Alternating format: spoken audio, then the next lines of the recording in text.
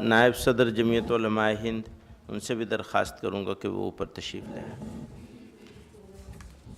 نحمدہ و نصلی علی رسولہ الکریم، اما بعد۔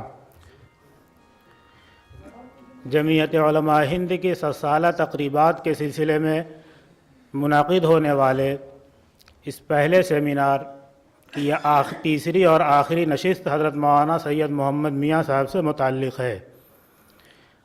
مولانا محمد میاں صاحب کے ہم عصر علماء کرام اور دانشوران ملت کی ان کے بارے میں آراء سے یہ پتہ چلتا ہے کہ وہ ایک کامیاب مدرس و فقیہ اور محدث، مستند مورخ، بے مثال منتظم اور بہترین پالیسی ساز، بالغ نظر سیاستداں، دور اندیش دانشور اور ماہر تعلیم تھے۔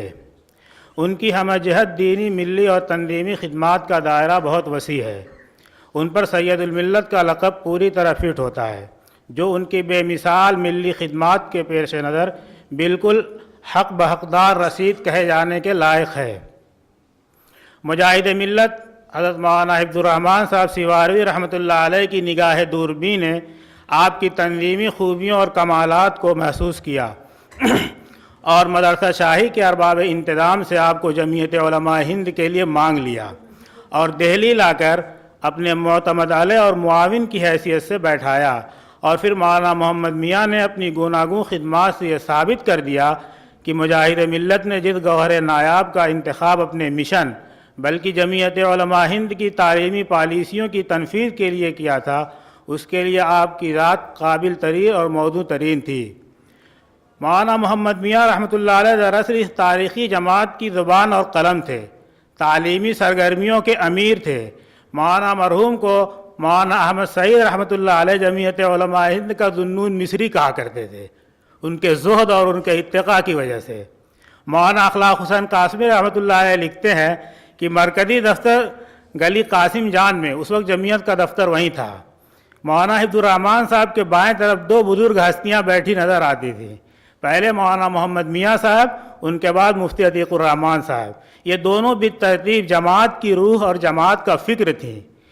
مولانا حفظ الرحمن صاحب کی عملی سرگرمیوں اور ملی جہاد کا دماغ انہیں سمجھیے، لیکن جس چیز نے مولانا کو بقائے دوام عطا کیا وہ ان کی قابل قدر تصانیف ہیں۔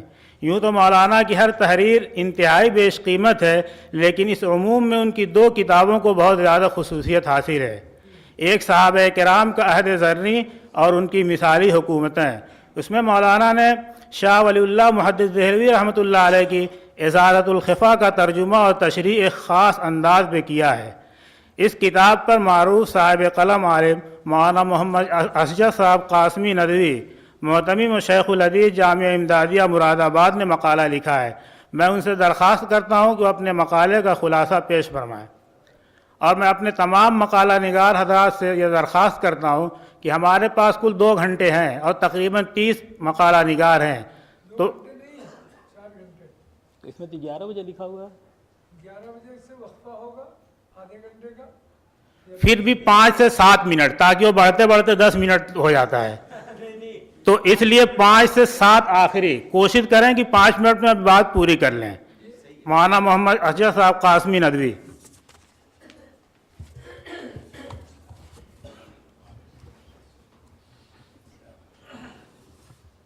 السلام علیکم ورحمۃ اللہ۔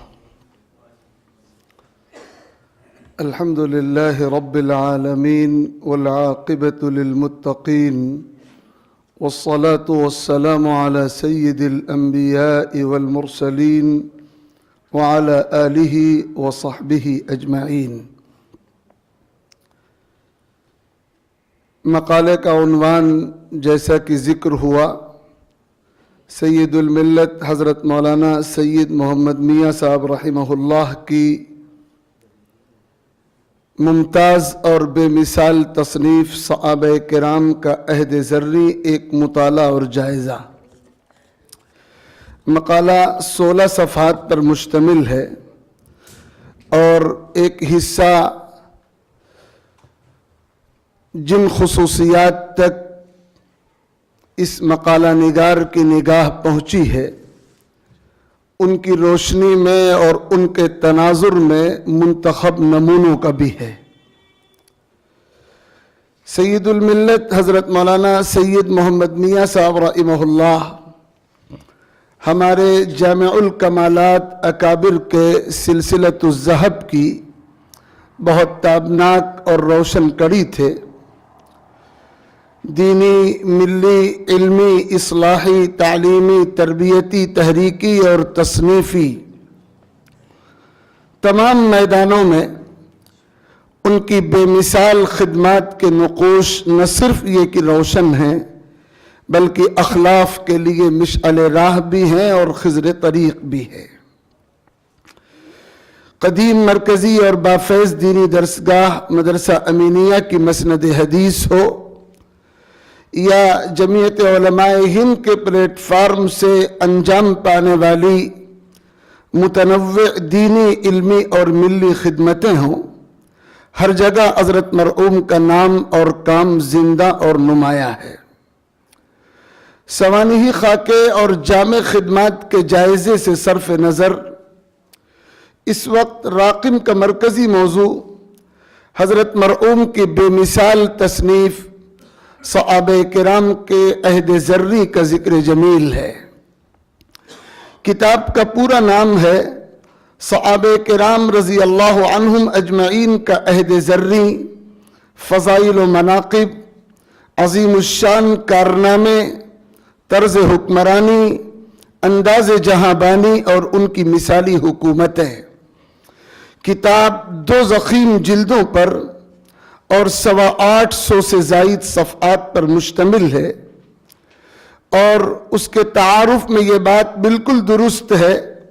صحابہ کرام رضوان اللہ علیہم اجمعین کی جماعت کے موضوع پر ایک انسائکلوپیڈیا، خلافت راشدہ، اس کے مراتب، تاریخ اسلام میں خلافت راشدہ اور خلفائے راشدین کی اہمیت، قرآن و حدیث سے اس اہمیت کے دلائل و شواہد، سیرت مقدسہ کے وہ ضروری ابواب جو حضرات صحابہ کی تاریخ کا اہم ترین جز ہیں، صحابہ کرام واجب الاحترام کیوں ہیں، انبیاء کے بعد صحابہ کی جماعت کائنات کی آنکھ کا تارہ ہے، یہ محض عقیدہ ہے یا حقیقت ہے، جماعت صحابہ کا ظہور مشیت الہی کا ایک منصوبہ تھا جو ازل سے طے تھا، اور انبیاء کرام اس جماعت کے لیے دعائیں کرتے رہے اور کتب سابقہ بشارت دیتی رہی تھی.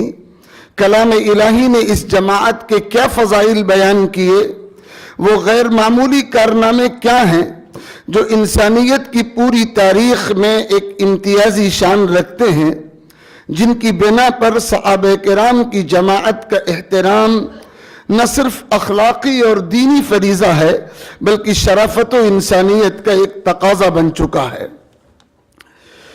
حضرت شاہ ولی اللہ صاحب محدث دہلوی رحمۃ اللہ علیہ کی بے نظیر اور موضوع پر حرف آخر سمجھے جانے والی کتاب ازالۃ الخفا عن خلافت الخلفاء میں بنیادی طور پر انہی موضوعات کا انتہائی جامعیت کے ساتھ مدلل اسلوب میں احاطہ ہے، اور یہ کتاب مختلف مرحلوں اور شکلوں میں طباعت کے بعد حال میں معروف و ممتاز محقق و محدث حضرت مولانا ڈاکٹر تقی الدین ندوی مظاہری دامت برکاتہم کی تحقیق سے اور ان کی نگرانی میں فارسی سے عربی ترجمے کے بعد 6 جلدوں میں دیدہ زیب طباعت کے ساتھ عالم عربی میں منظر عام پر آئی ہے.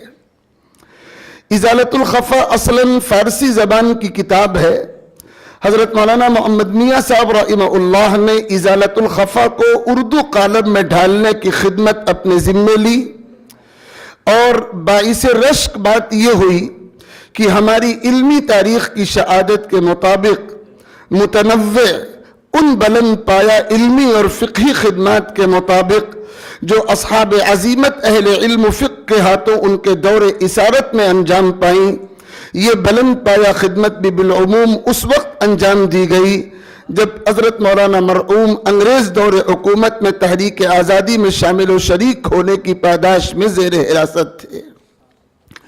حضرت مولانا نے ازالۃ الخفا کی مقید اور پابند ترجمانی کے بجائے ایسا انداز اختیار کیا کہ زیر تذکرہ کتاب ترجمے کے بجائے ایک مستقل کتاب کی شکل میں سامنے آئی۔ اس کتاب میں ازالۃ الخفا کی ترتیب کا التزام نہیں ہے۔ زمانے اور احوال کے اختلاف سے جو تقدیم و تاخیر، جو حذف و اضافہ، جو تبدیلی ناگزیر تھی، سب عمل میں لائی گئی، اور موضوع سے متعلق بہت سے معارف و دقائق جو حضرت شاہ ولی اللہ صاحب کی کتاب قرۃ العینین میں اور حضرت شاہ اسماعیل دہلوی کی کتاب منصب امامت میں مذکور تھے، ان کو حضرت مولانا نے اپنی کتاب میں شامل کیا۔ ابتدا میں انتہائی علمی اور فکری مباحث پر مشتمل مقدمے کا اضافہ فرمایا جو مؤلف کے وفور علم کا آئینہ دار ہے، پھر جا بجا حواشی میں انتہائی بیش قیمت تشریحات و توضیحات ذکر فرمائی ہیں جو ایک موضوع کے ضمن میں مختلف موضوعات کو حاوی ہیں، اور ان کی وجہ سے یہ کتاب علوم و معارف کا ایک قیمتی گنجینہ بن گئی ہے۔ ازالۃ الخفا کا مرکزی موضوع خلافت راشدہ، امامت امت اور خلفائے راشدین ہے۔ حضرت مولانا محمد میاں صاحب رحمہ اللہ نے اپنی کتاب میں اس موضوع کو وسعت دی ہے اور اس کا دائرہ خلفاء اور خلافت تک محدود نہ رکھ کر صحابہ کی پوری جماعت اور ان کے عہد ذری تک وسیع کر دیا ہے، اور اس طرح بجا طور پر کہا جا سکتا ہے کہ یہ کتاب ازالۃ الخفا کا ترجمہ نہیں ہے بلکہ اس کی ترجمانی، اس کی توسیع اور اس کی توضیح ہے۔ میں نے 5 خصوصیات کا ذکر تفصیل سے کیا ہے، لیکن چونکہ وقت مختصر ہے اس لیے میں صرف وہ عناوین ذکر کرتا ہوں۔ حضرت مولانا کی اس کتاب کی متعدد خصوصیات میں سب سے نمایاں موضوع کا احاطہ، استیعاب اور جامعیت ہے۔ قرآن و حدیث کی روشنی میں جماعت صحابہ کی عظمت، کمالات، امتیازات اور افضلیت کو پوری تفصیل سے اجاگر کیا گیا ہے۔ صحابہ کی سیرت دراصل سیرت نبوی کا عکس و پرتو ہے، اس لیے پوری کتاب میں سیرت نبوی کے احوال و وقائع کا ذکر اور ان کے ضمن میں صحابہ کی عظمت شان، کمال ایمان و اخلاص اور جذبہ فدائیت و ایثار اور مثالی اخلاق و اوصاف کا تذکرہ بڑی تفصیل سے موجود ہے، اور اس کے مختلف نمونے بھی ذکر ہوئے ہیں۔ دوسری چیز استدلالی اور معروضی انداز ہے۔ پوری کتاب میں استدلالی، معقولی اور معروضی انداز نمایاں ہے۔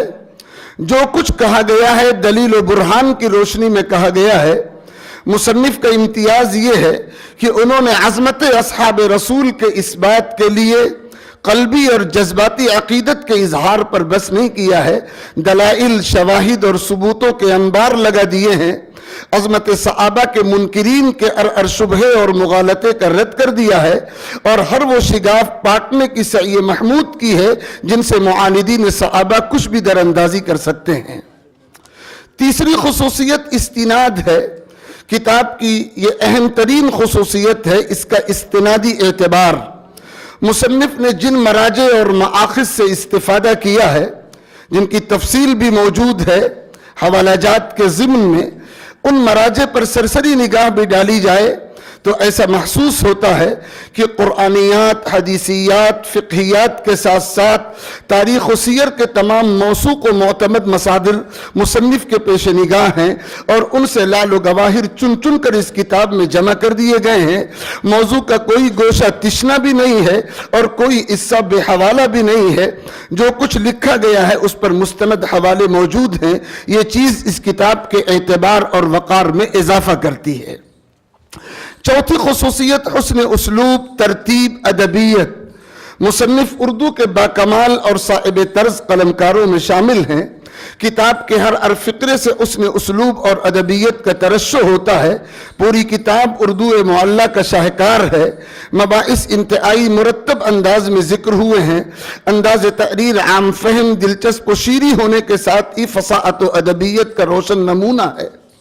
ان چاروں امتیازات کے علاوہ پوری کتاب مصنف کے وفور علم، وسعت مطالعہ اور دقت نظر کا جیتا جاگتا نمونہ بھی ہے۔ اصل موضوع کے علاوہ بے شمار تفسیری، حدیثی، فقہی، تاریخی نکتے، اصول و ضوابط، متنوع نفیس مباحث کتاب میں جا بجا بکھرے ہوئے ہیں۔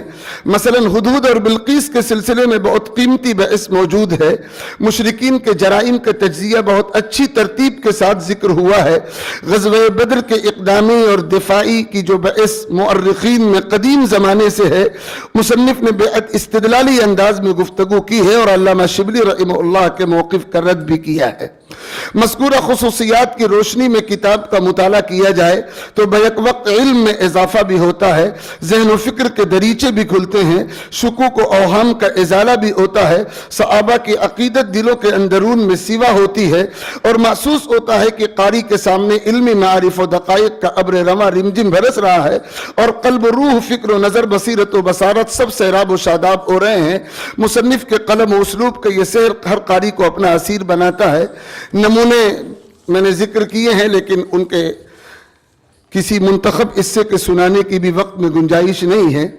میں نے آخر میں یہ ذکر کیا ہے کہ یہ چند نمونے ذکر کیے گئے ہیں، انہیں دیکھیے اور اندازہ کیجئے کہ احاطہ، جامعیت، استیعاب، استدلال و استناد، معروضی انداز، حسن ترتیب و ادا، ادبیت اور علمی نکتہ آفرینی جیسی تمام خوبیاں کس طرح اس کتاب کا امتیاز بن گئی ہیں۔ واقعہ یہ ہے کہ اردو لٹریچر میں یہ کتاب سیرت صحابہ اور عظمت صحابہ کے موضوع پر بنیادی مرجع اور انسائیکلوپیڈیا کا مقام رکھتی ہے اور مصنف کے علمی رسوخ و نبوغ اور وسعت پر شاہد عدل بھی ہے۔ اس کے علاوہ یہ بات بطور خاص قابل ذکر ہے کہ اس کا جو ایڈیشن دستیاب ہے وہ بہت قدیم ہے اور ضرورت ہے کہ اس کو ایڈٹ کیا جائے اور اثر نو اس کو مرتب کر کے پوری جامعیت کے ساتھ منظر عام پر لایا جائے۔ وما توفیق الا باللہ علیہ توکلت و الیہ انیب۔